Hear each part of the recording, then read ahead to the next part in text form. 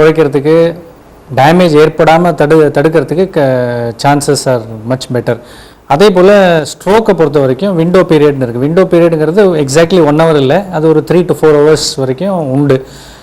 ஆனால் இது ரொம்ப முக்கியம். ஏன்னா நிறையா பேஷண்ட்ஸ் இதையும் இன்னும் புரிஞ்சிக்கல. ஏன்னா அவங்க வெளியில் கொஞ்சம் அதை ஃபஸ்ட்டு சிம்டம்ஸை இக்னோர் பண்ணி அதுக்கப்புறம் ஹாஸ்பிட்டல் வரும்போதே 6 to 7 hours ஆகிடுது. ஸோ அதுக்கப்புறம் சில ட்ரீட்மெண்ட் கொடுக்குற முறைகள்லாம் யூஸ் பண்ண முடியாது.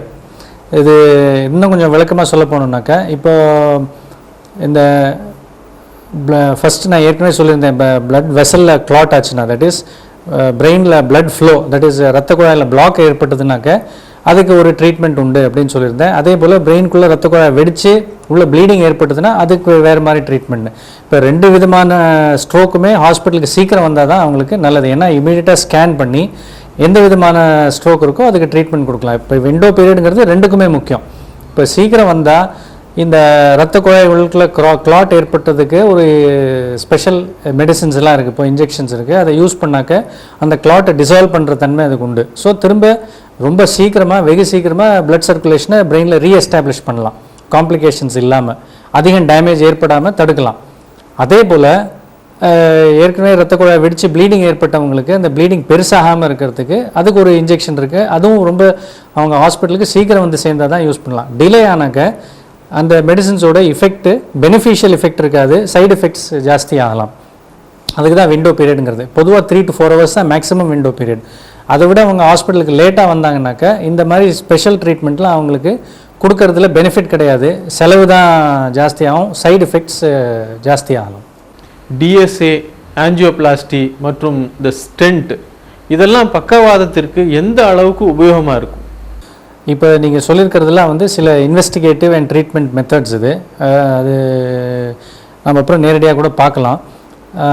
டிஎஸ்ஐங்கிறது டிஜிட்டல் சப்ட்ராக்ஷன் ஆஞ்சியோகிராம். இது எதுக்கு யூஸ் பண்ணுறோன்னாக்கா, இப்போ நான் சொன்னேன் ஏற்கனவே பிளட் வெசல்ஸில் பிளாக் ஏற்படலாம் அப்படின்ட்டு. ஸோ கெராட்டிட் ஆர்டரிங்கிறது தான் பிரெயினுக்கு போகிற முக்கியமான பிளட் வெசல். அதில் சில பேருக்கு சுருக்கம் ஏற்பட்டு நேரோயிங் ஏற்பட்டு அதனால் பிளட் ஃப்ளோவை தடுக்கலாம். இப்போ அதெல்லாம் வந்து நான் இன்வேசிவாக, that is without putting in a needle, doppler டெஸ்ட்லாம் இருக்குது, கெராட்டிட் டாப்லர்லாம் பண்ணி கண்டுபிடிக்கலாம். பட் அதை விட அக்யூரேட்டாக கண்டுபிடிக்கிறது வந்து ஆஞ்சியோகிராம், தட் இஸ் டிஜிட்டல் ஆஞ்சியோகிராமை வச்சு நம்ம எக்ஸாக்டாக கண்டுபிடிக்கலாம். இப்போ நெக்கிலேயே அந்த பிளட் வெசலில் பிளாக் இருந்தால் அதுக்கு சில மெத்தட்ஸ்லாம் இருக்குது. இப்போ ஹார்ட்டில் ரத்த குழாயெல்லாம் விரிவிக்கிறதுக்கு அவங்க ஸ்டென்ட்டு இல்லை பலூன் ஆஞ்சியோபிளாஸ்டிலாம் பண்ணுறாங்க. அதே போல் பிரெயினுக்கு போகிற பிளட் வெசல்லையும் அந்த மாதிரி ஒரு ப்ராப்ளம் ஏற்பட்டால் ஸ்டென்ட் பிளேஸ் பண்ணலாம். ஸ்டென்ட் பிளேஸ் பண்ணுறதுல நேரோவான பிளட் வெசலை வைடன் பண்ணி பிளட் ஃப்ளோவை திரும்ப ரீஎஸ்டாப்ளிஷ் பண்ணலாம் பிரெயினுக்கு. ஸோ அதனால் ஸ்ட்ரோக்கை ப்ரிவெண்ட் பண்ணுறதுக்கு வாய்ப்பு இருக்குது வித்தவுட் சர்ஜரி.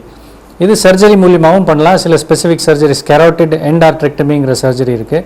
இதெல்லாம் ஸ்ட்ரோக் வரத்துக்கு முன்னாடியே பண்ணுறது தான் நல்லது. ஸ்ட்ரோக் வந்த அப்புறம் பண்ணுறதுல அவ்வளவு உபயோகம் கிடையாது. இதில் முதலுதவி ஒரு இடத்துல, அதாவது வீட்லேயோ ரோட்லேயோ அல்லது ஏதாவது ஒரு இடத்துல, பொது இடத்துல வந்து ஒருத்தருக்கு திடீர்னு வலிப்பு வருது. இந்த மாதிரி வலிப்பு ஏற்பட்ட உடனேயே நாம் என்ன செய்யணும்? பொதுமக்கள் பார்ப்பாங்க, பார்த்த உடனே பீதி அடைவாங்க. இப்போ அந்த மாதிரி ஏற்பட்ட உடனே எந்த வகையான முதலுதவி எடுக்கணும்? பொதுவாக என்ன செய்யணும்னாக்கா, இன்கேஸ் பர்சன் அவங்க கான்ஷியஸாக இருந்தால் அவங்ககிட்டேருந்து தெரிஞ்சுக்கிறதுக்கு ட்ரை பண்ணலாம். அவங்களுக்கு வந்து ஏற்கனவே டயபெட்டிஸ் இருக்கா அப்படிங்கிறத செக் பண்ணோம். ஏன்னா சுகர் ரொம்ப லோவானாலும் இதே போல் சிம்டம்ஸ் வரலாம். அந்த மாதிரி இருந்தால் சிம்பிள் மெத்தட் வந்து அவங்களுக்கு சுகரோ இல்லை ஏதானோ ஸ்வீட்டு கொடுத்தா சுகர் லெவல் கொஞ்சம் இம்ப்ரூவ் ஆகலாம். அப்படி இல்லாத மற்றபடி ஃபஸ்ட் எய்ட் அப்படின்னு கொடுக்குற சிகிச்சை வந்து அதிகம் அவங்கள டிலே பண்ணாமல் ஃபஸ்ட்டு அவங்க பண்ண வேண்டிய எய்டே ஹாஸ்பிட்டல் கூட்டின்னு போகிறது தான். ஏன்னா அந்த இடத்துல சப்போஸ் ரோட்லேயோ இல்லை பப்ளிக் பிளேஸில் அவங்க விழுந்து ஏதானோ ஏற்பட்டிருந்தால் அவங்க பிபி செக் பண்ணுறதுக்கு வேறு எதுவும் பண்ணுறதுக்கு அங்கே வாய்ப்பு கிடையாது. அதனால் பேஷண்ட்டை இமீடியட்டாக ஹாஸ்பிட்டலுக்கு ஷிஃப்ட் பண்ணுறது தான் best kind of first aid that a person can offer. இது வந்து பக்கவாதத்தை பொறுத்து. இப்போ எபிலெப்சி ஒரு காக்கா வலிப்பு ஃபஸ்ட் எய்டு என்னன்னாக்க, பொதுவாக மக்கள் வந்து கையில் செருப்பு கொடுக்குறது இல்லை இரும்பு கொடுக்குறது இதெல்லாம் பண்ணுவாங்க. இல்லை பல்ல கடிச்சுட்டாங்கன்னா அதை வாயை ஃபோர்ஸபிளி ஓப்பன் பண்ணுறதோ இல்லை கை கால் வெட்டிடுச்சுன்னா பிடிச்சிக்கிறோம் அப்படின்ட்டு அதை நிறுத்துறதுக்கு ட்ரை பண்ணுவாங்க. அந்த மாதிரி செய்யவே கூடாது.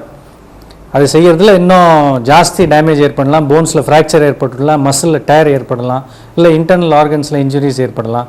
ஸோ அந்த மாதிரி சுச்சுவேஷனில் ஃபஸ்ட் எய்ட்னா அவங்கள ஃபஸ்ட்டு ஃப்ளாட்டான ஒரு ஸ்பேஸில் ஒரு சைடாக உருக்கணிக்க வச்சு படுக்க வச்சு கொஞ்சம் வெயிட் பண்ணுறது தான் பெஸ்ட்டு மெத்தட். அந்த சீஜர் தானாகவே நின்ன பிறகு அவங்க எழுந்து உட்கார்ந்த பிறகு அவங்களுக்கு ஏதானும் கொடுக்கலாம். In case they want to give some லிக்விட்ஸோ ஏதானும் கொடுக்கணும்னா அந்த ஸ்டேஜில் அந்த மாதிரி ஃபிட்ஸ் வர ஸ்டேஜ்லையோ இல்லை அன்கான்ஷியஸாக இருக்கிற ஸ்டேஜில் எதுவுமே கொடுக்கக்கூடாது.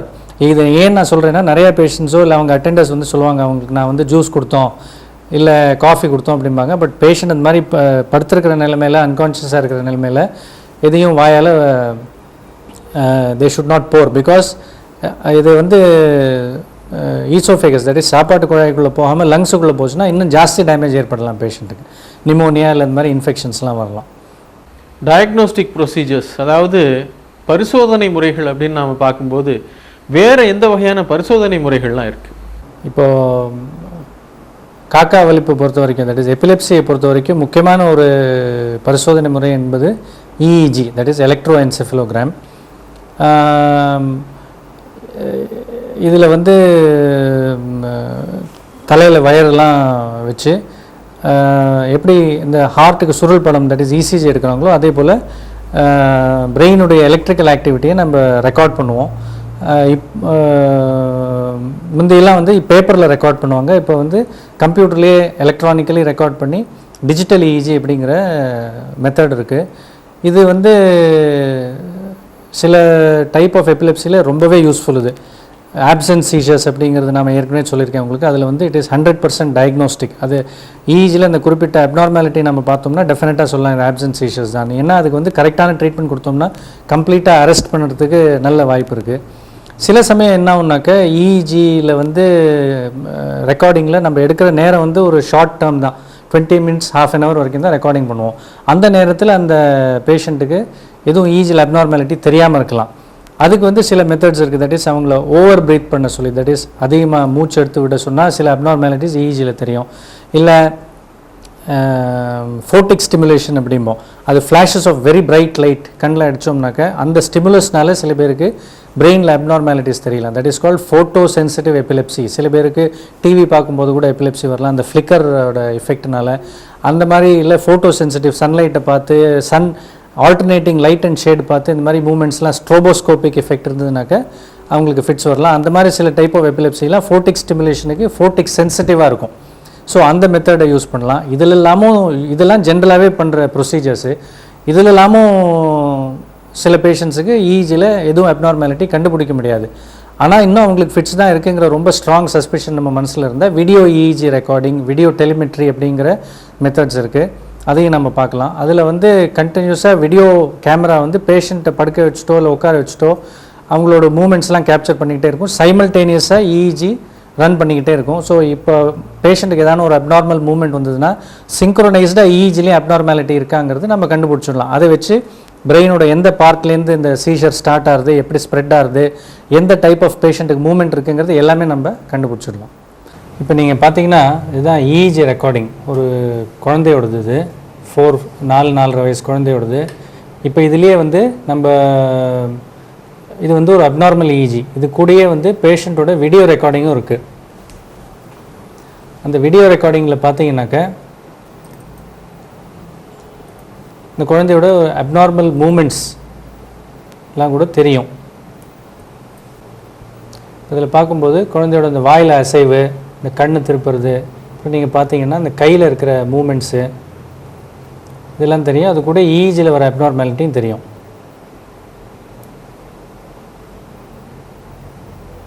இப்போ பார்த்தீங்கன்னா கையில் இருக்கிற மூமெண்ட்டு, கால் அசைவெலாம் தெரியுது. அது கூட இஇஜிலே அப்நார்மாலிட்டிஸ்லாம் தெரியுது.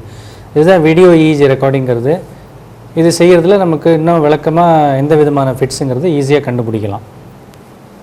இது வரைக்கும் பொதுவாக நரம்பியல் பிரச்சனைகள் எல்லோருக்கும் எந்த வகையில் ஏற்படும், அது மட்டும் இல்லாமல் குறிப்பாக நீங்கள் குறிப்பிட்டு சொன்னது வந்து பக்கவாதமும் வலிப்பும் இதுதான் அதிகமாக காணப்படுதுன்னு சொன்னீங்க. மேலும் இதற்கு எந்த வகையான முன்னெச்சரிக்கைகள் எடுக்கணும், எந்த வகையான சிகிச்சை முறைகள்லாம் இருக்குதுன்னு எங்கள் நேயர்களுக்கு ரொம்ப பயனுள்ள பல தகவல்களை எடுத்து சொன்னீங்க. ரொம்ப நன்றி. நன்றி.